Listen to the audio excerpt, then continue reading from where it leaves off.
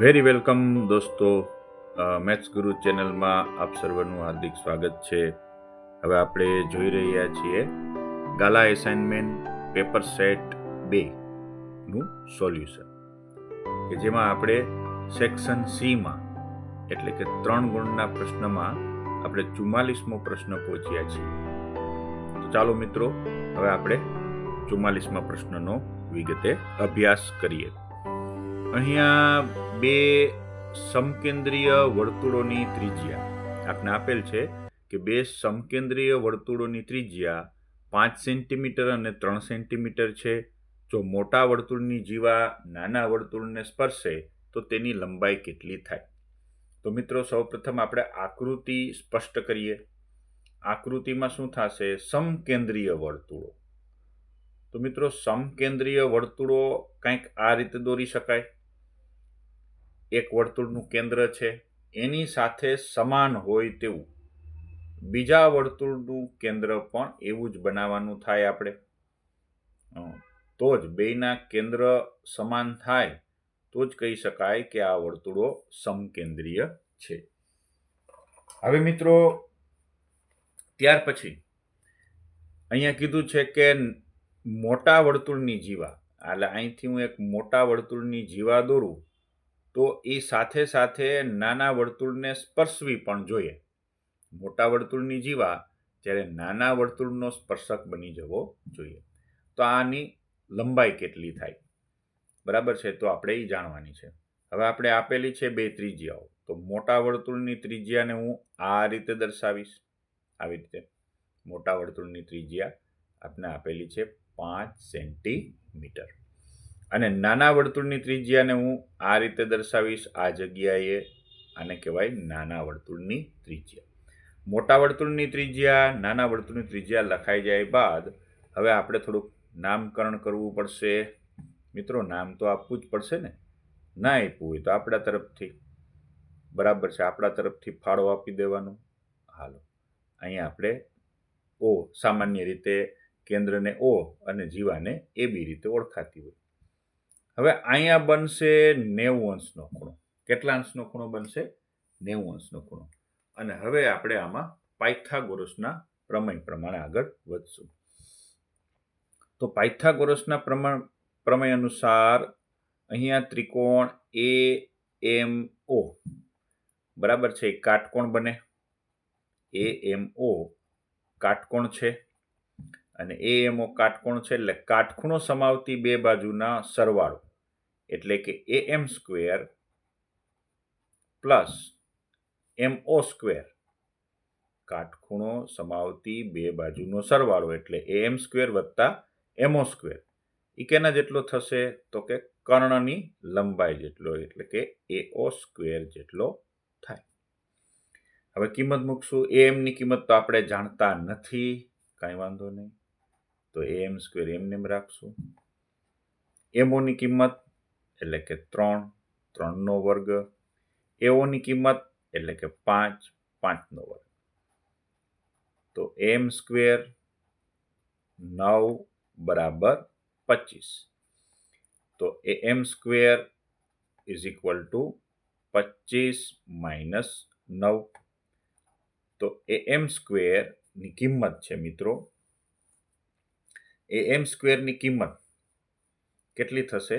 100. તો AM એટલે મિત્રો વર્ગમૂળ થશે. બરાબર છે, AM છે વર્ગમૂળ થશે. AM એટલે 16નું વર્ગમૂળ. 16નું વર્ગમૂળ થશે 4. પરંતુ આપણે લંબાઈ કેની જોઈએ છે? જીવાની લંબાઈ. બરાબર છે, આપણે કીધું છે જીવાની લંબાઈ શોધો. તો જીવા AB એ કેટલી થશે? તો કે આ બાજુ જેટલું AM છે એટલું જ અંતર થશે, એટલે ડબલ કરવી પડશે. એટલે 2 ગુણ્યા AM, એટલે કે 2 ગુણ્યા 4 એટલે 8. મતલબ કે જીવાની લંબાઈ મિત્રો 8 સેન્ટીમીટર છે. જીવાની લંબાઈ કેટલી કહી શકાય? 8 સેન્ટીમીટર છે. આપણો આ આન્સર થશે. રેડી? ચાલો, તો હવે વિદ્યાર્થી મિત્રો, ત્યાર પછીના નેક્સ્ટ ક્વેશ્ચનમાં આપણે જઈશું. ત્યાર પછીનો નેક્સ્ટ ક્વેશ્ચન શું છે? તો 45મો પ્રશ્ન એમ કહે છે કે નીચેની માહિતી એક ગામના 200 કુટુંબ ઘર ચલાવવા માટે કુલ માસિક ખર્ચ આવૃત્તિ વિતરણ નીચે મુજબ દર્શાવેલ છે. બરાબર છે.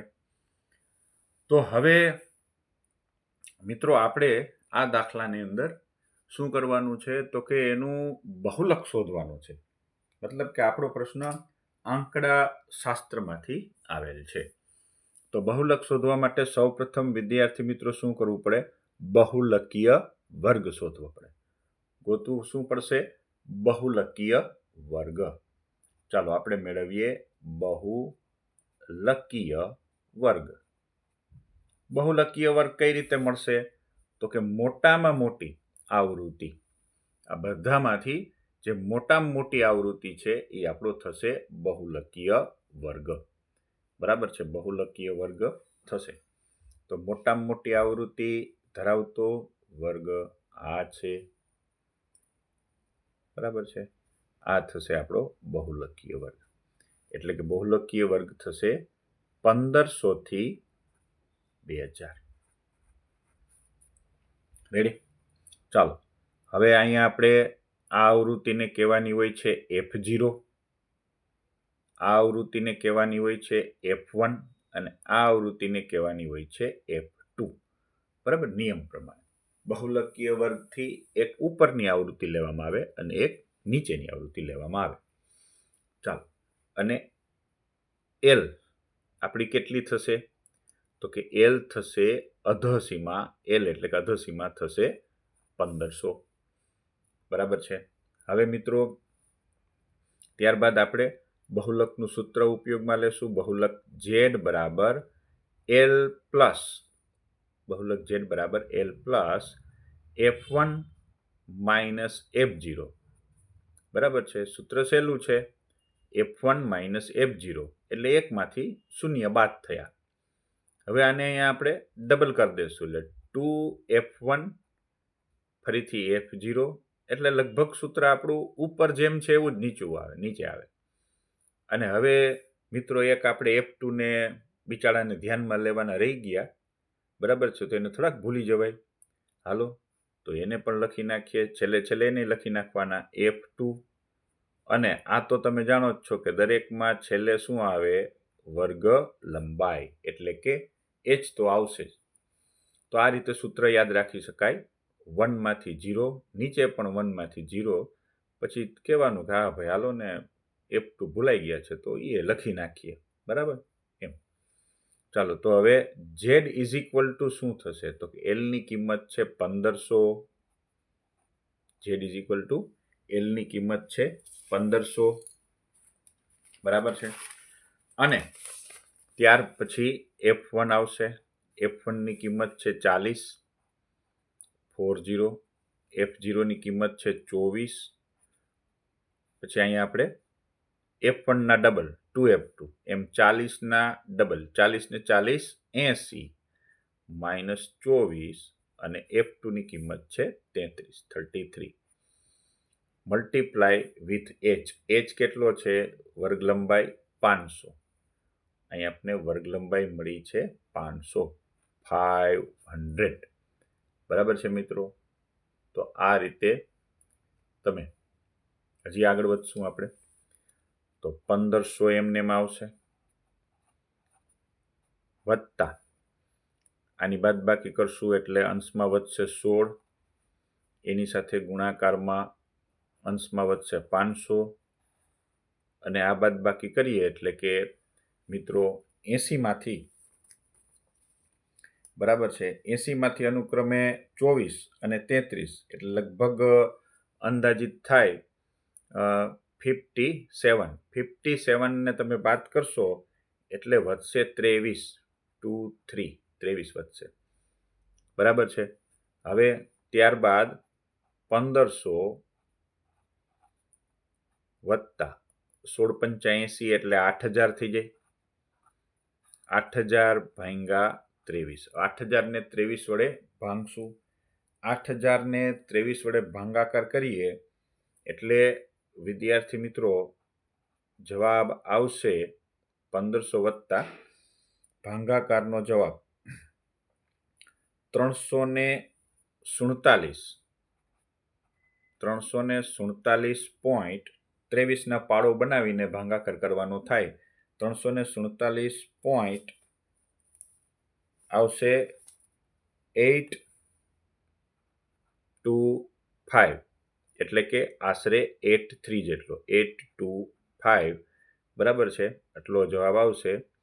પણ આપણે એને 1500 બે આંકડા સુધી સીમિત કરીએ એટલે એક આંકડો દૂર કરશું, અને એક આંકડો આપણે દૂર કરીએ મિત્રો એટલે અહીંયા એક અંક વધી જાય એટલે 347.83 થાય.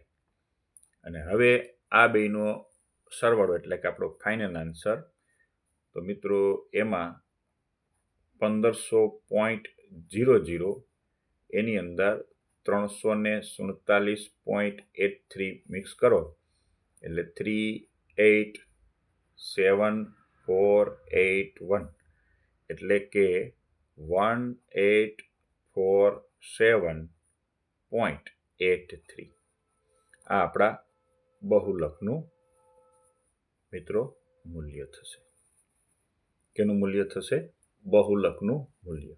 બહુલકનો દાખલો તો મિત્રો આમેય ઘણો સરળ હોય છે, કારણ કે એમાં બીજી કોઈ એક જ વસ્તુ ગોતવાની હોય છે, બહુલકીય વર્ગ.